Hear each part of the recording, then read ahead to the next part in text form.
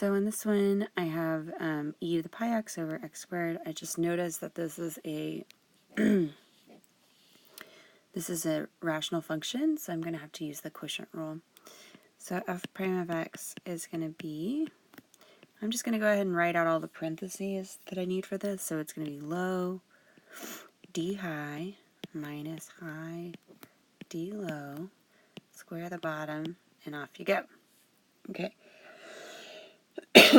So what goes in here is this just the denominator.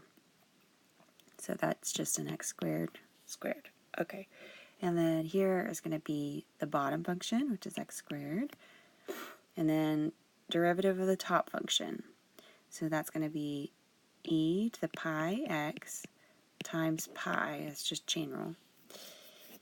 And then, so I did low d high minus high e to the pi x d low. So derivative of x squared is 2x. And then square the bottom. And so we're done. And just leave it like that. Don't spend time trying to simplify, because if you do, you're likely to make an error.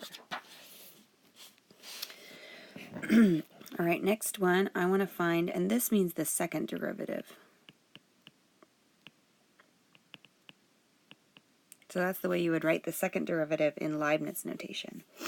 So let's do f prime of u is equal to, all right, the derivative of e to the u is e to the u, minus, and derivative of u to the fourth is 4u cubed.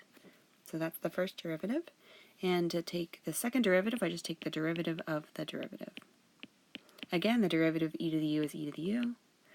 And the derivative of negative 4u cubed is going to be negative 12u squared.